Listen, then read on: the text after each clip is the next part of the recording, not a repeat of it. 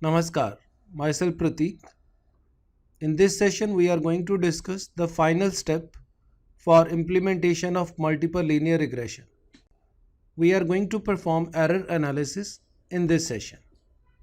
Let us start this session.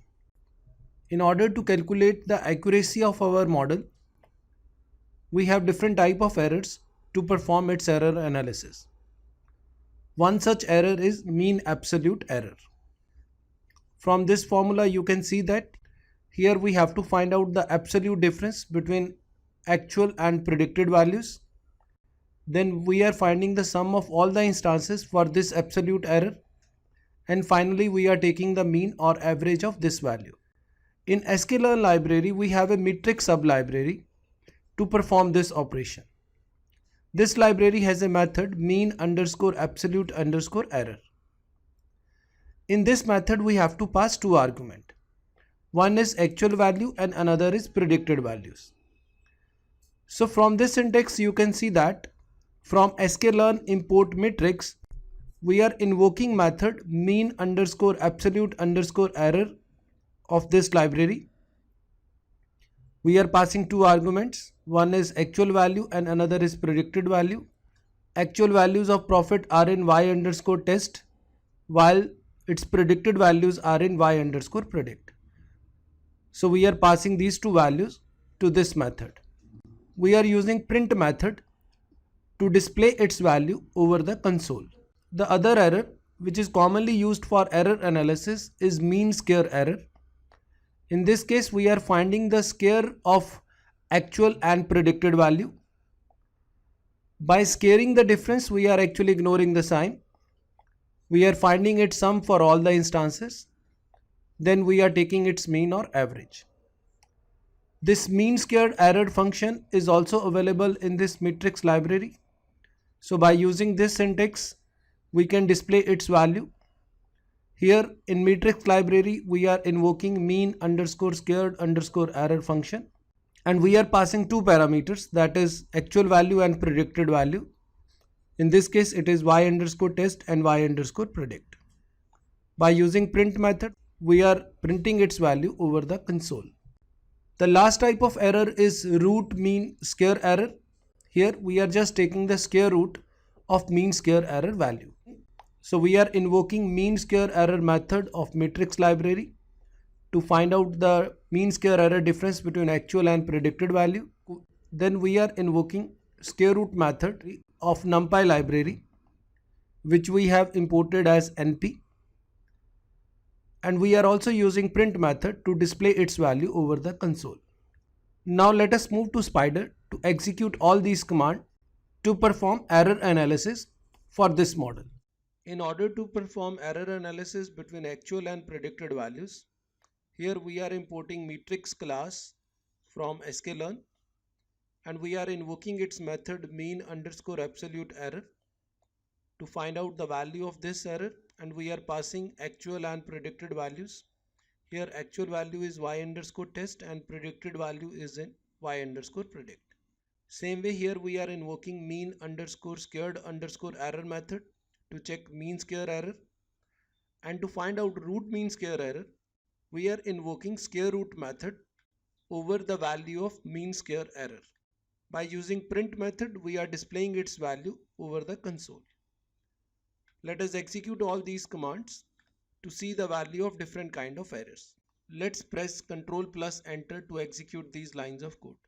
So you can see that the value of mean absolute error is 7514. This is the value of mean square error and this is the value of root mean square error.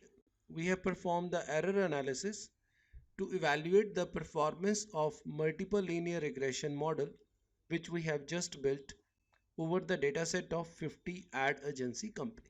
Let us revisit the whole code to summarize all the steps for implementation of multiple linear regression. In order to remove all the variables in Variable Explorer, you can click here to remove all the variables. Here all the variables has been refreshed. You can also clear your console by click on Close tab. So console will be cleared. Now we are again re-executing the whole code to summarize all the steps for implementation of multiple linear regression. So first of all, we are importing the libraries and loading the dataset of our CSV file in a data frame dataset. Data has been loaded in our data frame. Next task will be to create independent variables for all the columns except the last one. X has been created. Then last column profit will be stored in Y. So Y has been created. By typing X over the console, we can see its content.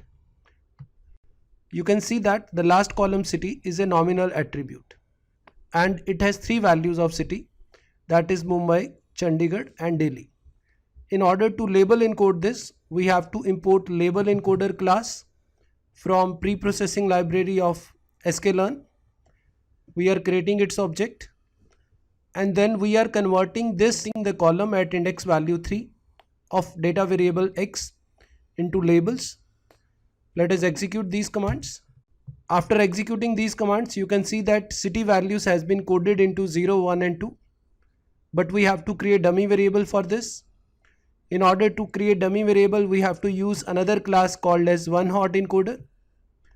Here we are creating object of one-hot encoder by specifying the index value of the categorical features, that is 3 in our case.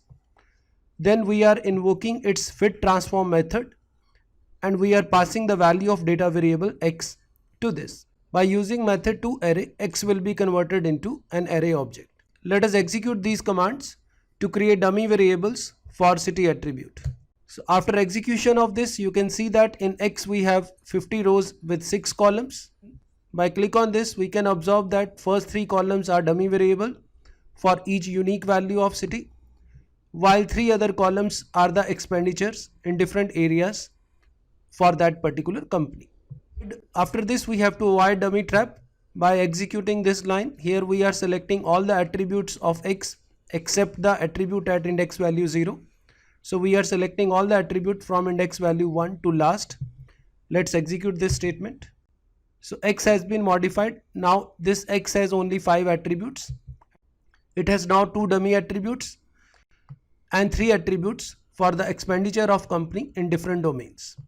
The next step will be to perform train test split over this data because all pre-processing has been performed for nominal attribute city. So by using train test split method, we are splitting X and Y into X train, X test, Y train and Y test. Let us execute this statement. So X train, X test, Y train and Y test has been created. 40 record has been used for training and 10 has been used for testing. Model will be built on X train and Y train. So let's build our model by using linear regression class. Here we are creating its object and we are using fit method by passing 2 attributes X train and Y train. Let's build the model. Model has been created. In order to predict the value of profit, we have to invoke predict method and here we are passing X test testing data of all independent variables. The predicted value of profit will be stored in Y predict. Let us execute this statement. Y predict has been created. These are the predicted values of profit and Y test contain the actual value of profit. You can see predicted values are very close to actual values.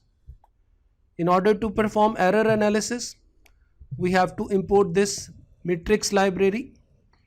And this matrix library have function like mean absolute error, mean square error to calculate different type of errors. Let us execute these statement to perform error analysis. So these are the results of error analysis. So you can clearly see that we have performed all the steps for building multiple linear regression in a very simplified way. And we have discussed all these steps in great detail one by one.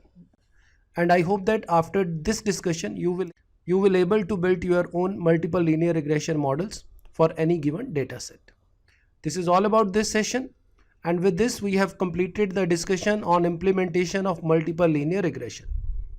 I request you to subscribe this YouTube channel to receive latest video tutorials on topics like data mining, machine learning, DBMS, big data, NoSQL and many more. To learn SQL in a simplified way, you can join this online course on SQL, which is available at Udemy platform. We have also created an online course on PLSQL, which is also available at Udemy platform.